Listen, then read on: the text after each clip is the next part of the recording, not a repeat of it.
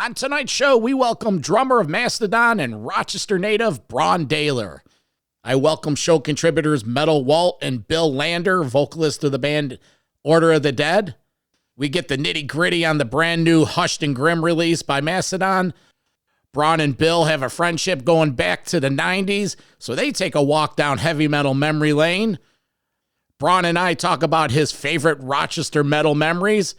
We talk about the time that Cannibal Corpse jammed in Brann's basement, and Metal Walt gets the lowdown on all the nooks and crannies of the brand new album, Hushed and Grim. All that and more, Metal Mayhem ROC, next. WLFE DB Radio. Hi, this is Brann from Mastodon. You're listening to Metal Mayhem ROC with John the Vernomatic Verno. Are you ready? Live from the Metal Mayhem Studios in Rochester, New York. We are gold. We are gold. And heard around the world by metalheads just like you. This is Metal Mayhem ROC. Heavy metal music. Your weekly dose of metal music, interviews, album reviews, news, and more. Want to be part of the show? Send us a message through our website, metalmayhemroc.com, or hit us up on Facebook and Twitter. Search Metal Mayhem ROC. It's getting nice and heavy. And now, welcome tonight's host, John the Vernomatic Verno. Good evening, everybody. Thursday night, time for a brand new episode. We invite you to visit the metalmayhemroc.com website. There you'll find direct links to Spotify, Apple Podcasts, and Stitcher. While you're there, do us a favor. Download some past shows, rate, review, subscribe. That stuff really helps. Recent episodes, we had Nigel Glockler of Saxon a few weeks ago promoting the new Carpe Diem Seize the Day. Tony Martin of Black Sabbath fame with his solo album Thorns. And last week we had Paul Merkowitz of Cannibal Corpse talking about their new album and their new tour. So again, go back to the website and please download some of these episodes and get up to speed. Sign up for our email list. There you'll receive weekly updates on new shows and free giveaways. And just a quick reminder, some of our media partners. I host a live radio show on Metal Devastation Radio Monday nights, 6 to 9 p.m. Great show, chat room, talk with bangers from around the globe. It's just a great way to end your Metal Monday. And an even better way to end your Metal Week is join Mark James on Mark's Audio Aggression and Mark's Vault. It's Friday and Saturday nights. Just go to our website, Metal Mayhem ROC, for direct links and info. Tonight's show, we have a good one. Well, they're all good ones, but tonight's a little special. We have a Rochester connection. We're speaking with Brann Dailor of Mastodon, drummer and one of the vocalists of the band. Like I said, original native of Western New York. He's down in Georgia right now, not dealing with the snowstorm we have. And he's here tonight to talk about the Hushed and Grim release, touring plans for 2022, and take a walk down heavy metal memory lane. Brann, it's an honor to have you on Metal Mayhem. How you doing, buddy? I'm doing good. Thanks for having me. Let me quickly introduce my co-host for tonight, Metal Walt from New Jersey. Hey, Brann, what's up? Pleasure. Hey, what's up? How you doing? And you know our old friend Bill Lander from Rochester, Order of the Dead, and you guys go back to the 90s. Oh, yeah. Hey, Bill. What's up, Brann? That's my buddy. Yeah, man. Today, we're going to be talking about the new one. Like I said, Metal Walt's been listening to it nonstop for a couple weeks. Came out in the fall. You did some light touring, and you have a tour coming up later in the spring. Congratulations on the release. We wanted to quickly just do some housekeeping. This fall, you came down with a little touch of the COVID. Things good? You back to 100% or close to it? Yeah, I'm good. I was out of commission for a couple weeks, but it was literally the day after I got home from, the day I left, the day the tour was over, I flew to Buffalo and went to that abysmal Monday night game with the Bills and the Patriots with 50 mile per hour winds. Oh, geez. Then I flew home and I tested positive like right when I got home. So, and I felt pretty bad for about a week and a half or so, and I lost my taste and smell, but happy to say everything's back shipshape. Well, excellent. I had a touch of it too, and thankfully we're both here to talk metal. Before we take a deep dive into everything, Bill wants to say hello, and he has a quick antidote to kick this conversation off. Yeah. Have you seen this picture going around the internet of yourself? Looks like you're from the late 80s, early 90s. I'm thinking 1990. Have you seen this? No, that's actually, I think it's 80. I think you're close. I think it's 89. Okay. I would guess. All right. Yeah. I think every single one of my friends, even Kerry King, sent that to me. It was like, dude, is this you? Nice. Gary Holt sent it to me. Dude, is this you? Right I'm rocking the Slayer shirt, but yeah, I'm getting roasted pretty hard out there in the old memosphere. No, dude, it's great. Cool. It's all the good memes I've seen were good. It said, this is how we checked the movie times in the 1980s. Right. Yeah. There's no doubt I'm on the phone with my buddy Jay Feniger, checking to see if we were tripping on acid that night. But it's not a DiGiorno pizza in the oven. That's a Wegmans frozen pizza. So let's just get that straight. Well, forensics was piecing this together by the combination of the clock, 5:15. Looks like parents aren't around, little after school munchies. You're like, Dude, what's going on, man? And who took this picture? I have no idea. I really have no idea. But I know that it was at my dad's, and I went to go visit him, and I snapped a photo of it, and I had put it on my Instagram years ago, and I don't know how it just kind of started floating around, but yeah, good stuff. I'm a meme now. Yay! Every warm-blooded American's goal in life is to be a meme. So there you go. we all have those shots. You guys see some of these pictures of Bill and I back in like '85 at Senior Skip Day. Those are hilarious. But man. It was definitely a shampoo day because the poof is in full effect, and I desperately hated that, and I'm surprised I let my picture be taken because I usually would not shower most of the week just to have my hair lay down as flat as possible. But I guess I hit the Pert Plus bottle that morning, and the poof ball is in full swing. Sweet. Well, let's get into it. 8th studio album, Hushed and Grim. It's a double album, came out in October.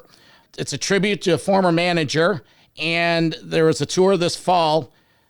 Tell us a little bit about it. I'm going to send it over to Metal Walt. He has his whole notebook ready to go. So, Walt, all right, it's all yours. All right. So, Brann, just in a general sense, before we get into Hushed and Grim, each of the studio albums, including the new one, of course, they seem to have a general theme, yet they're all sort of different from one another. Yet individually, none of them can be really labeled as concept albums. Can you elaborate a little bit on this points and, your full body of work and kind of what you guys look to do as a band every time you get into the studio? I think first and foremost, having a theme sort of helps us get unified when we're just with the artwork and the lyrical content. If we have something sort of to look at, sort of spelled out maybe beforehand, it just helps to as a just a direction, because otherwise I feel like when we're trying to write something that's all over the place and sort of loose leafed, it's more challenging for us. So I think that if we have something that's like a central theme to sort of build off of, they might not necessarily have like a narrative that you could follow, A, B, C, D, something with like real continuity. But there is a central theme to almost every record that we can build off of. And a lot of it really comes down to not just the lyrics, but the art that's going to be incorporated, because that's also really important to us. And we like to have those two worlds, make sense together. And the art needs to echo the music that's inside and all that. So I will say that, I feel like we have done actual concept records. I think Crack the Sky was an actual concept record. I think that Blood Mountain was an actual concept record, or the closest thing to it as far as following a narrative from start to finish and trying to arrange the songs in a way that that went through those actual storytelling, in a King Diamond sense, or like Lamb Lies Down on Broadway type of aspirations. You know what I mean? Not really getting there, but having that be like something to look at as an example of what we wanted to try to do. Hushed and Grim is, the central theme is loss. And I had put forth this like sort of loose story that I wrote out and, shared with Troy, since he was going to be doing a lot of the lyric writing alongside. He usually will come to me or vice versa and say, what are you thinking for this? Before we start getting into actual lyric writing, I have a few phrases written down, but I don't have anything solid just yet. So let's kind of team up and, Troy will come over to my house and we'll sit down and start to sort of hash out what I think maybe the story is going to be and what the art is going to be and try to tie in things from that. Yeah, I think that, and you kind of took the words out of my mouth. I was going to get onto that next because, Hushed and Grim, the vibe we get, it's a very, very deep album, very personal, very introspective, especially in that lyrical content. So I was almost going to say, what was the emotional state you guys were in during the song crafting, right? It's such great material, but it really feels like you were kind of in that grieving stage still, maybe because of management. Am I accurate with that sort of impression of the songwriting? Yeah, we didn't just lose our manager. It was like one of our best friends. He was everything. So it wasn't just, I think people have the wrong impression when they think of, and they might not be wrong with some relationships, but you talk to some bands, they say, oh, that's our manager. They don't really, it's not exactly this big, major friendship between the band members and the manager. But for us, it was different. He was one of our best friends. I talked to him every single day on the phone, whether it was about, gossiping about what Slayer was doing or, just good friends. We just hit it off and we had a unique relationship with him. And to lose him that early was just sort of devastating for us, So we knew that the next thing that we did artistically was going to be dedicated to him, but we didn't know what was coming as far as a pandemic and everything that ensued. If there's any silver lining for us, it really gave us time to really sit and unpack, how we felt about everything and truly, as we feel, honor his memory to the best of our ability, because in the past we've been very vocal and put it out there since I think Crack the Sky that this album's dedicated to this person who we lost, and like everyone, we've lost people, and it's always awful when you lose someone close. And for us, being musicians and artists, the way that we're able to deal with that is you put it into your music like everyone. But this was all four of us lost someone real big, and not only that, he was just instrumental in our career. Not just a great friend, but I don't think we'd be where we are if it wasn't for him. And he worked so hard for our band. He was our biggest cheerleader, and like I said, one of our best friends. So the extra time to sort of sit in it for a while and ruminate, because when everything slows down, those are the things that you're left with to think about, because you don't have all that busy work. And everyone pressing pause for a while really just gave us more time to sit and work on that and make sure it was, I guess just right. Appreciate you opening up and being honest. I think this is, after I read that lyrical book on the CD, I think any one of us as a human being, as you said, have experienced loss, but you can put yourself in the shoes of where you guys were, and you kind of feel what's in the tone of the songs and even in the lyrical content. You can place yourself in your own personal settings, how you've gone through that. And I think that's what really is something that you're connecting with your fans on. So appreciate that. Thank you. We there was moments while we were writing when, something mildly happy riff-wise would enter the room, and then we would squash it, and be like, get it out of here. We're not happy, so, no, that's happy. We don't want to have anything to do with that. So we were definitely concentrated on dark energy, I guess, and that's where we wanted to be, and that's where we wanted the album to be. That's why early on the template for the album art was going to be black and gray, and that was just kind of the whole feel. And that's what we were. It's not like a manufactured thing. Like that's where we were as people. So, right on. Speaking of Crack the Sky earlier, from 2009, you started having more of a radio-friendly sound, I guess, if you want to put it that way. That's when you initially became one of the lead vocalists. And explain to us how that came about and how it's evolved since then. I mean, I got pressured into it, in the early days when we'd be driving around the van, I would put on Stevie Wonder. When you drove in the van, you had control of the CD player. I know how that goes. So I would put on like Iron Maiden, King Diamond, Stevie Wonder, Genesis, all that stuff that I like. And it was kind of like having a new girlfriend or something where you get turned on to her CD collection or her album collection. And so it was like all four of us, even though we were sort of in a unified front of, a certain few bands that we all knew that we liked, there was nooks and crannies of each other's musical likes that we didn't know about each other, like the classic country that Brent and Troy really like, or, some of the punk stuff that Bill likes. And some of the prog that I liked, but I'd put that stuff on Stevie Wonder. And I'd be singing along, and those guys were like, "Man, Braun can sing, actually," But at the time, the drumming and the music was just so insane, kind of, bordering, more in a death metal type of place or thrash or something like that. And then when Crack the Sky came about, so back in those days, I would go if I had like ideas for lyrics or how to sing something, because a lot of times, vocals lay over a particular musical passage as another percussive instrument, right. Almost the way that the timing has to be, the way they lay over something.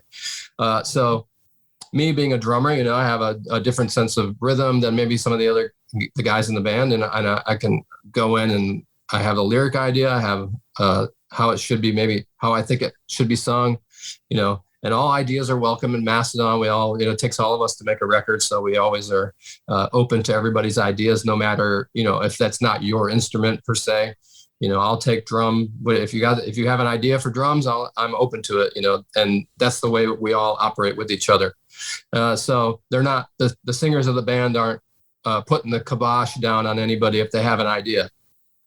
So, I would go in and lay down the track and sing it, and my voice was never right for any of the material.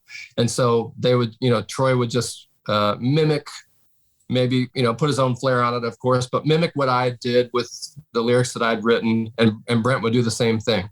But they would always just, sing over that and then get rid of whatever I did.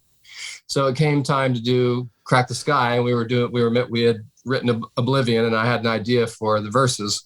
So I went and sang it. Brent was like, "Man, I really like the way that sounds." And I'm like, "Well, too bad, because I can't sing it and play it." And he's like, "Oh, how do you know?" And I'm like, "I don't know, but I don't want to open that. I don't want to open that door." You know what I mean? Because once you're that singing drummer guy, man, nobody wants to see that. People are confused.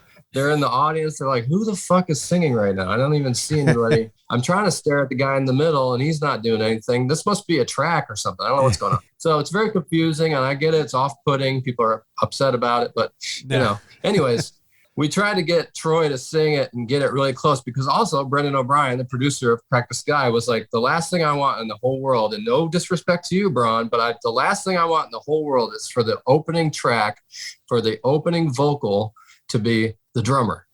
And I was like, "Hey man, I'm right there with you. I don't want to do this shit." It's hard. Commenting on that, what about your love of Genesis or some of those drummers that sing, Phil Collins or Kelly of Night Ranger? Because you're right. There's not a lot of, not be metal, but even performer that are lead vocalists. It's definitely not ideal, because it's like singing on an elliptical. You know what I mean? And that's not good. Like, your chest is rattling. You really got to stretch. You got to, it's stressful for me. But anyways, that's probably one of the only reasons why decided to give it a shot was because looking at, for years I've been watching Phil Collins do it. And I'm like, well, it's doable. I mean, Karen Carpenter and, well, people do it. It's a thing, let me go see. So I said, so Brendan wanted to see if Troy could get close to my timbre because there was something about my voice over that part that Brent really liked. And he was very adamant about it. He was like, I really like that. It sounds awesome to me. It gives me a feeling. And I don't know who's going to top it. And I'm like, okay. So Troy got real close and we listened to it and we were like, it's pretty like almost exact. Sounds like it, and we thought we were all good. And Brent's like, let me hear Bronze again. That does sound good, but let me hear Bronze again. Then they played mine and he was like, there's something about it, man. I'm sorry, but it just sounds better. I'm like, shit. So I went in my basement, or I went to the practice space. I said, let me see if I can physically do it, live. So I went and did it and I felt like I could do it, right off the bat. I was like, oh, I think I can maybe do it. Okay. So I committed to it. And the way that it's evolved is pretty simple, over the years and I don't know, I mean, maybe Crack the Sky has some radio friendly moments, but I even think, Oblivion I don't know that song's on the radio. You know what I mean? Yeah, it's not a commercial song per se. It's pretty proggy. There's lots of parts and it gets a lot of time changes and time signature change. I think The Hunter would probably, for me, would be the most like, there's some like Curl the Burl is pretty radio friendly, I guess, but I don't know. We don't listen to the radio too much as far as like pop right. or active rock or anything like that. But I'll say, simpler song structures lead people to believe that, you're trying for this radio airplay, which we never are. We're just writing our music and it's just the four of us and we're just like, hey, that sounds cool. Yeah, I like that. It's very knee-jerk reaction songwriting. But Hey, Brann, on that point, because I think this is a good time to get into the new album, right? I think what Bill and I did was we said, we're going to pick, let's say, our favorite tracks off of each of the 2 discs. We can't cover them all, 15, but we want to get into some of them. But so, talking about, let's call it the single Tear Drinker, right? I would say congratulations to you. Down by me in New Jersey, we have this killer radio station you may be familiar with, WDHA. I mean, they play this song all day long. It's getting major airplay, and you hear it on all the channels on Sirius XM, from Liquid Metal to Octane. And then, in a way, you have the video, right? I was checking out the video again last night, which is really cool, as you say, and it's important to the band. In a way, you have each of the 4 band members. They're sort of taking that spear out of the box, and, it covers the 4 elements, fire, water, earth, and air, which I know are something that you capture in your earlier albums. And then that kind of stone being that is crying with sand. So there's a lot of, imagery there. So in a way, talk about the achievement of this song and how positively it's been received, and a little bit about the concept of the video. Well, the song came about sort of maybe a couple years ago. I guess I was just messing around on an acoustic guitar and I was not in a good emotional place. I'll say I was going through some personal stuff, and all I really had was this acoustic guitar, and so I wrote probably I wrote just like 2 riffs, and I had strung these 2 riffs together, and I just kept coming back to them, and so when it came time to start writing for the new album, I brought them to Bill and went over to Bill's house, and we sat down in the basement and we just started working on that one. It was one of the first songs to come together in the writing process. And as soon as it came together, and as soon as the chorus sort of came together, I was kind of working on it down in Bill's basement. I out of the group of songs that we had at that moment in time, I think we had 6 or 7 songs, and I was like, that'll be the single. It's always sort of painfully obvious to us when one comes about, whether it's Colony of Birchman from Blood Mountain, or if it's like Curl the Burl, you can just tell what's gonna it's nothing you can really manufacture. It's nothing you can go in and say, we're going to make a song that can be on the radio. We're going to make a hit song. We're going to, you know what I mean? You just you have a bunch of songs going at the same time. You have your crop of songs for this new album. You get like 8 little seeds that you're watering on a daily basis. And this was one of them that sort of stuck out to me. I was like, well, that's obviously going to be the single, unless something usurps it within the writing process, because, we ended up with like 20 songs when everything was said and done. We had to scale back from that just to get it to 15, which ended up being an hour and a half. And but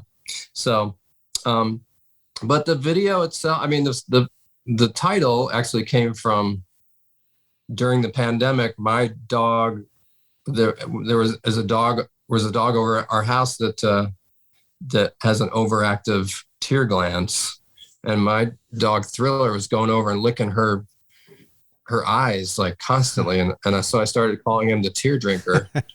And then cool. And then from there, I discovered that there was this moth in Madagascar that drinks the tears of sleeping birds, and I just thought that sounded super metal. Wow, yeah. It is metal. And then I found the moth, a picture of it, and I sent it to the artist Paul Romano, and I was like, you need to put this in the artwork. It's the tear drinker moth. It's totally fucked up.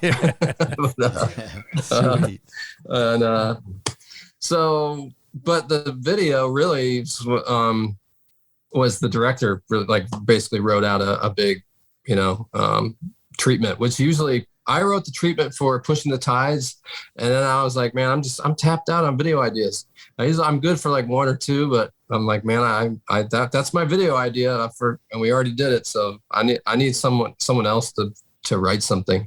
And what he came up with was really, we thought it was cool, and then we had seen some of his computer, generating work, and he's very talented, and so they call him Yellow, but his name's Lorenzo. So he's a great artist, and it was a cool video to shoot. Cool. So moving on. So onto the title track and the song More Than I Can Chew. The title track, again, for the listeners, this is a fast, short track. It breaks out real quick. It's got a big of that proggy riff. I kind of hear a little vintage Rush in there, and it kind of pulls you right in with a catchy chorus. I mean, this one sounds radio friendly and an next single written all over it. And then the song Chew, I think this one, it's got that big, heavy main riff in the song, and then it kind of changes into this highly melodic yet equally heavy section later, and it's got some killer guitar work on it. But in the titles of the songs, and then there's certain lyrics, they really seem to articulate that struggle and using air quotes to kind of keeping one's heads above water, untying the weight, trying not to go down under. And then that lyric, the great disruption from Chew, which I love. These come across as certainly seem to being about that struggle of trying to come to terms with loss, yet finding some positivity in a direction forward. That kind of inner spirit to push back and push ahead. So I think these analogies, they certainly clearly paint that picture. So tell us a little bit about the inspiration around some of these lyrics. I mean, it's like, they're pretty obvious. I feel like there wasn't a lot of time for clever metaphor. But as far as Pushing the Tides, I think I started having some panic attacks during the pandemic, which I never had before. I never even had an inkling of having a panic attack, but I was getting a haircut, and I started having one, and I was just like, and this girl's cutting my hair, telling me that she's from Toledo or some shit, and I'm like, I'm thinking in my head, how fucking weird would it be if I just got up and left this chair during this haircut? Oh my God, because I wanted to so bad. Oh yeah. Because my heart starts pounding like crazy, and I'm like, what the hell is wrong with me right now? Like, I'm freaking out. Like, I'm thinking she can't tell at all. She's just like, yeah, I moved here a couple months ago, and I'm like, I'm gonna leave, and it's gonna be the weirdest thing you ever. You're like, this guy just got up and walked out. But I sat there and sat through it, and I've got regrounded, and I was like, Jesus, what was that? And I looked it up, and they're like, yeah, basically you had a panic attack. Then I had one at the grocery store, and that kind of was I was like, I don't know if it had to do with just the overall state of things, the way the world is now, or the way that the world was at that point in time, kind of the beginning of everything. But yeah, that's what I was going through. And that sort of lent itself to the lyrics for Pushing the Tides, as far as you feel like the anxiety is like this ocean trying to swallow you up, and you're just trying to keep your head above it and fight through it and get to shore. Yeah. So that's kind of that was the inspiration for those lyrics. And I don't know if it was brought on by grief and just I think it just was everything, and so I tried to, a good way to try to understand the things that happen to you or the way that you feel about things is to write them down on paper. So I think that, for me, writing lyrics and trying to sink them into these emotionally driven, big, heavy riffs that are evocative for me is to, try to couple that with some lyrics that are also of the same ilk. So More Than I Could Chew just sounded, just a big, heavy, big, heavy riff. There was definitely, it just feels like a struggle, but kind of pushing forwards, because I think the song pushes as slow and kind of dirgy as it is. I think it pushes in the right direction, and I think is hopeful in the end. Like there's a reprieve at the end, and I think Brent's guitar solo at the end of that song is one of my favorites that he's ever done. Well, Brann, that's tough. I've never dealt with anxiety attacks like that, but you should do people it. In my yeah, I got enough going on. You should have one right now. That's too bad. Walk off the Zoom call. There you go. Right. Yeah. We're talking with Brann Dailor, drummer, Mastodon, the new one, Hushed and Grim. We got a few minutes left, and then he has to get off to rehearsal for the tour. Bill wanted to take a deep dive into the rest of the album. Real quick, I wanted to talk about Skeleton of Splendor, which is one of my personal favorites. Love that song. It's a trippy song and has a bit of an unplugged feel to it, and even with some Pink Floyd-ish mid-70s keyboards layered in. And overall, it is a beautiful song. Yeah, baby. Yes, and I do remember telling you that early on when I first heard it. But, I love the song, the exchange between Troy and you, and simple yet moving lyrics. To my detriment, I forge ahead unscarred. Yeah, that's a great song. Let's talk about that one for a moment.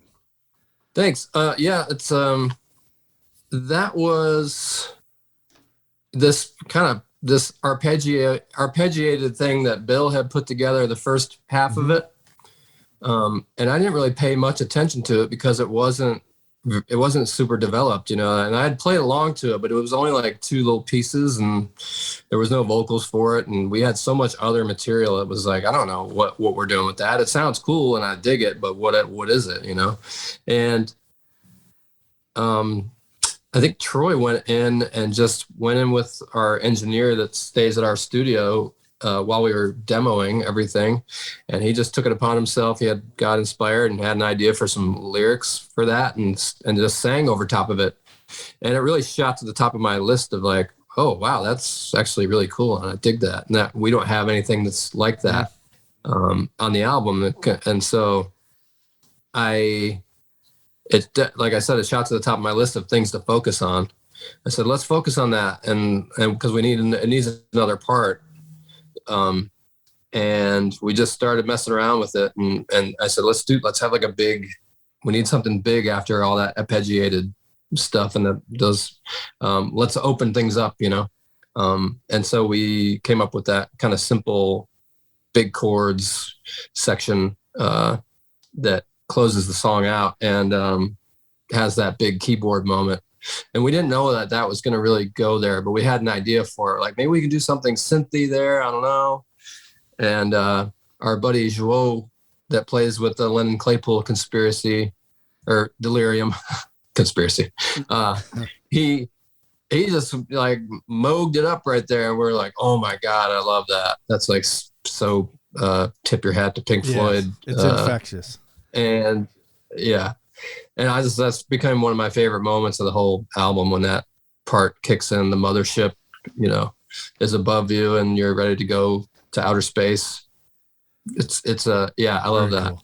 And it's kind of ballady, you know, it just fit. That's when things really started to come into picture for us, that the record was going to be this, I don't want to really equate it to this, but you know, when Beck put out Sea Change, it was a sea change and it was different. And it just was, you're not going to get two turntables and a microphone. You're going to get this is where I'm at. And I'm going through a really hard breakup, and this is the album you're getting, you know, which was beautiful. I thought one of my favorite, you know, it's really the only Beck album that I like. But for us, you know, where I was like, you know, I'm cool. I'm okay with this, you know, because when you go into something and you're Mastodon, you know, we feel like this, we got to be heavy and fast and crazy and, you know, fuck shit up and be this like death metal band, you know, or be like every opportunity, you know, we don't want to let our fans down and but you know, the heart wants what the heart wants, and it just is what it is. And you just sort of start following it, and you're like, you know what, this is what it is. This is the vibe. And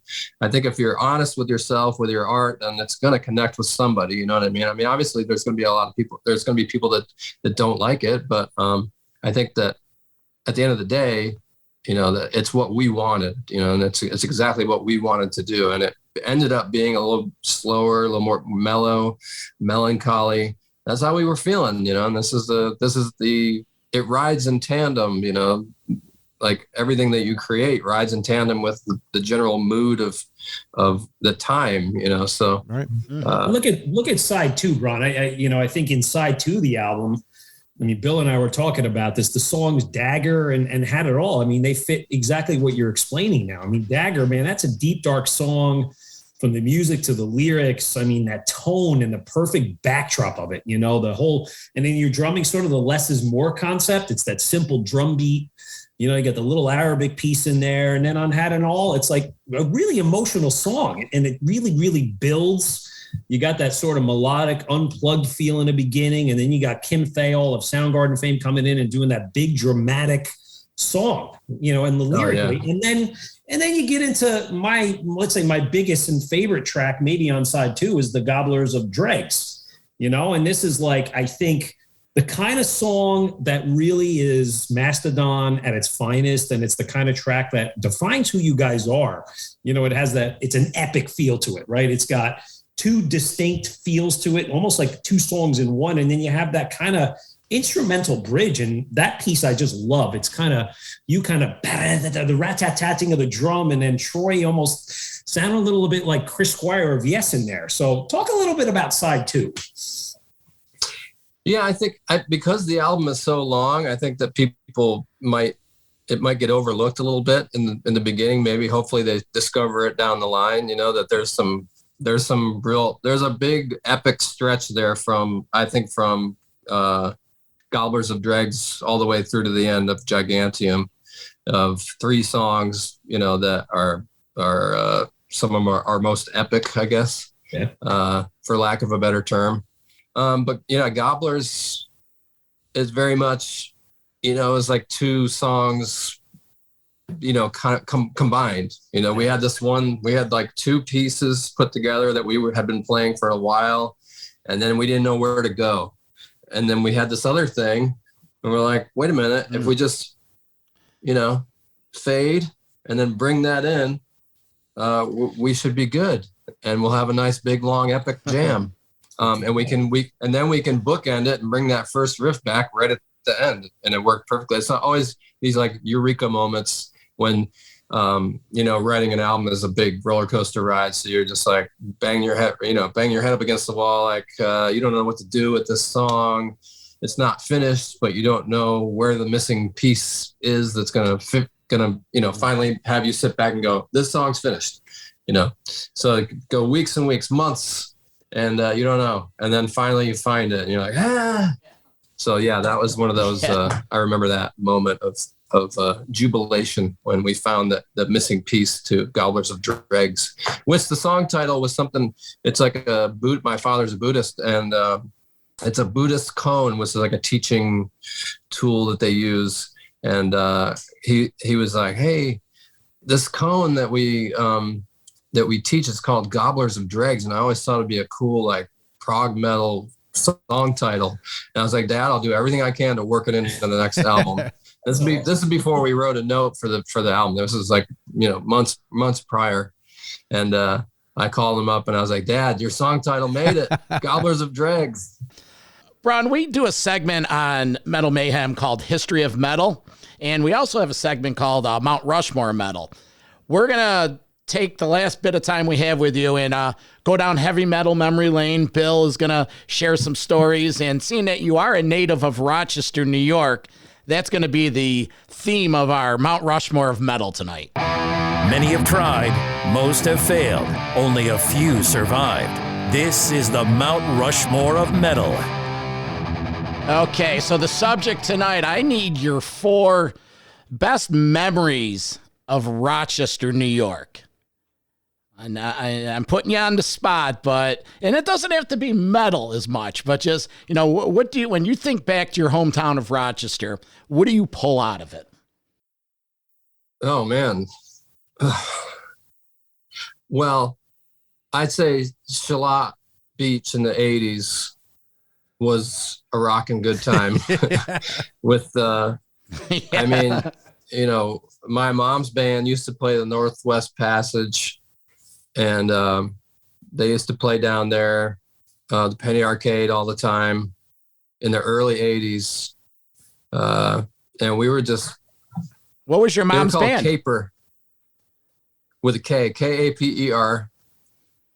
And they did mostly covers, but they covered like Sabbath and Yes, and they covered everything. They would have to play for like 4 hours. So they covered, they covered everything. My mom was the singer. They did Priest covers. They did Led Zeppelin, Bowie, Boston, Styx, Cheap Trick, everything. And that's cool. So I think going down to the beach in the summertime, the 2 months of summer, 2 months, going down to the beach, and it's longer than that. Going down to the beach and, jumping in the water over there and then being told to get the hell out of there because the red flags were up and then being like, well, fuck it. We'll just drive down to Duran where there's no lifeguards and no one will say anything and we can just go down there and swim there.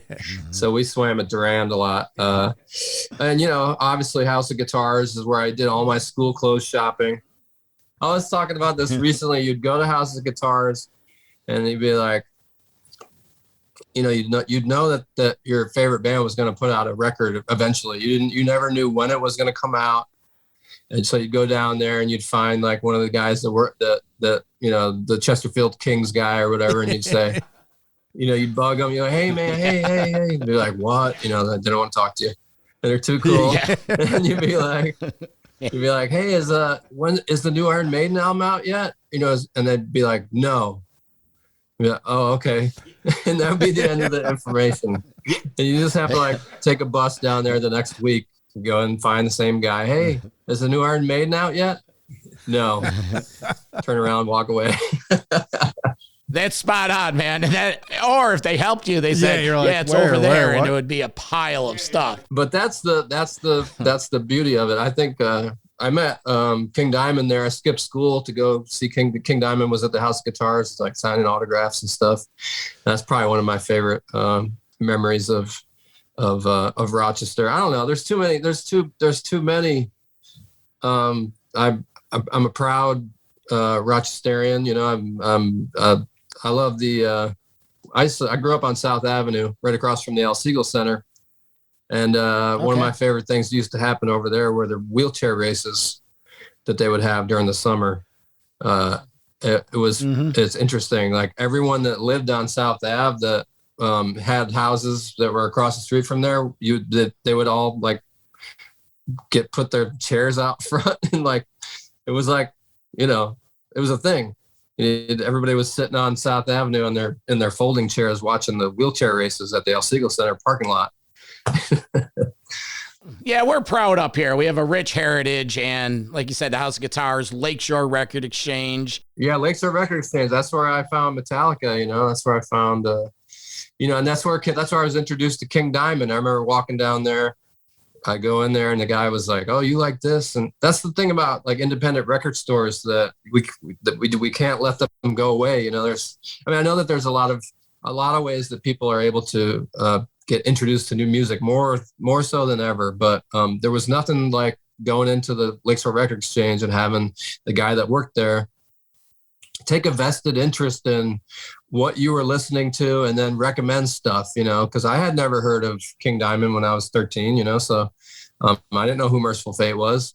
I knew he's like, you like Slayer and you like Metallica and Megadeth? He's like, check these guys out. Check out Merciful Fate. Check out, whatever obscure like thrash that was going to, Exciter, check out Atrocity, check out anything, all that, check out, whatever. Just, it was always good to have Lakeshore Record Exchange, that guy. Yeah, Ron Stein was his name. Okay. Well, he turned me on to King Diamond. So thank you, sir. Bill, you have a question, something in memory lane, and then Walt's going to wrap up with a couple quick tidbits, and we'll let you go. Well, actually, do you remember how we met? I remember. I don't know if you remember. I think you drove me to see Sepultura. Yes. And it was 1991, and it was 91, and I was living in New York City, and I was up to visit. Yes. And it was the Clash of the New Titans or New Titans on the Block. I think it was the new, I don't know, Clash of the New Titans. It was Sepultura, Sick of It All, Sacred Reich, and Napalm Death. Maybe not in that order, but there was Sick of It All, Sacred Reich, and Sepultura, Napalm. Napalm Death. Yeah, and it was like, I think it was Barney's first tour or something like that. I think it was second one. Yeah. Okay. Yeah. Yeah. That was a good time. That was a great show. I don't know if you remember the whole night. I was like, I'm not going in the pit. Because it was insane. And finally Sepultura was playing and I'm like, I got to go in the pit. I was in there for 2 minutes and I got my lip busted. We listened to Arise the whole way up and the whole way back. Yes, we did. That's what I remember. Oh man. We became buddies through, and then after that, we just, when I moved back to Rochester, I started playing in a death metal band called Evisceration. And I think we played some shows with Matricore, and you were like managing them or something. I was like their helper manager. Lightly. Yeah. And then I was befriended Eric Burke, and then, Lethargy started, and you were trying to hook up us because you had been living in New Jersey and made friends with the Human Remains guys. So then in 1992, I think the Human Remains and Time's Up came and played in my basement because I had a basement club called Club Braun, and I had a huge party. And I had all these bands play in my basement, and the guys from Cannibal Corpse came to one of my parties, and everybody was so excited. Oh yeah, everyone's like, Cannibal Corpse! Cannibal Corpse is here! Yeah, man. Yeah, those were good times. It was a good time. Hey, Brann, we want to be respectful. You got to get to practice, but we just wanted to wrap up and talk a little bit about 2022. So I have an idea for you and the band.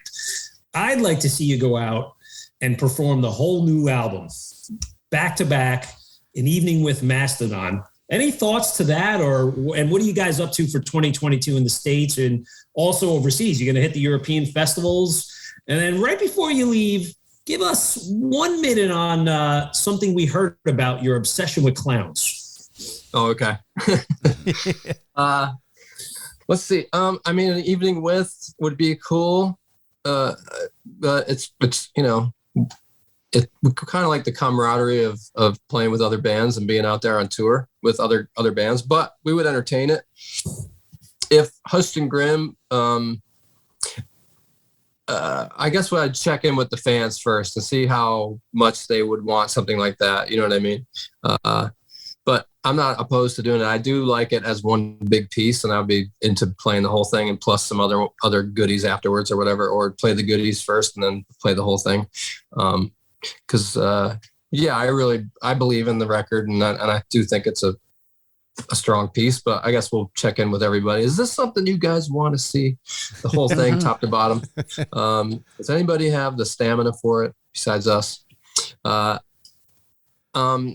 As far as like future plans, you know, we dipped our toes in touring. I think it went pretty well, you know, but there was still a lot of like I don't know, the Decepticon variant had just been popping off, or Omicron, whatever you call it. It was popping off, and so there was a lot of people, like there'd be a lot of tickets sold that people just didn't come, like they just stayed home. Huh. Yeah, so it was kind of crazy. I mean, the shows were great and they were pretty packed, you know, but we just, you know, the promoters noticed that people were buying tickets and just not coming because they're just frightened of being, you know, obviously our industry is the last one to come back. It's like, let's get thousands of people together in a room and put them real close to each other. Yeah. You know, so if you're nervous about COVID, or, you know, that's not going to be for you. So that's a lot of people. Plus the, you know, there's still a lot of people that are unvaccinated and don't want to get vaccinated. And then there's a lot. So most concerts, you know, that you have to prove that you are vaccinated to be able to get in there. So that makes it so it's still kind of difficult at the moment, but we're hoping by spring, you know, we'll probably announce something very soon that we're going to go back out, and we'll be doing something in the spring. And then, yes, we'll go over and do the summer festivals. You know, just fingers crossed that some crazy variant doesn't show back up and, you know, shut everything down again. But I think it looks like everything's trending in the right direction to where we're going to be able to go do that in the summer. And then I don't know from there. Yep. And as far as my clown obsession, it's just something that's been building for many years. I have a clown room in my house, as some people might have read or heard about. I just like the aesthetics of a clown, quite simply. And then I kind of, there's a part of me that enjoys the fact that they freak people out, you know? So I like that reaction from people. But I just like the way they look. And I think they look wild and fun. And I'm not a big fan of the creepy clown on purpose. I think that they're creepy just the way they are on their own. Yeah. But I also just like, I like old circus clowns like Lou Jacobs and Felix and all your classic clowns, you know, back in the day. Yeah. They've infiltrated the rest of my house. They're not just in the clown room anymore. You know, I walk downstairs, there's clowns everywhere. It's really starting to become a real problem. And yeah, don't be surprised if you see me on Intervention sometime soon. Well, stop clowning around. Yeah. Guys, I'll let you say goodbye. Brann, thank you for your time. We appreciate it. And we'll see you on tour, and best of luck. Thank you so much. You're welcome. I appreciate it. Thank you, Brann. This was really cool, really insightful. Much appreciated. We'll see you in the New York and New Jersey area when you come around. Hell yeah. I'll be there. Absolutely. Thanks, man. Yeah, thanks for coming on, Brann. Really good to see you and hear from you. It's been a while, so. Yeah, man.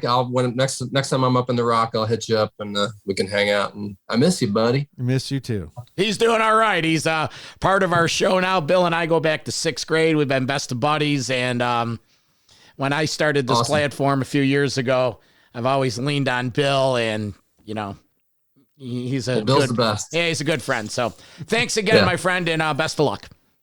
Thanks so much. Bye, guys. All right, brother. Take care.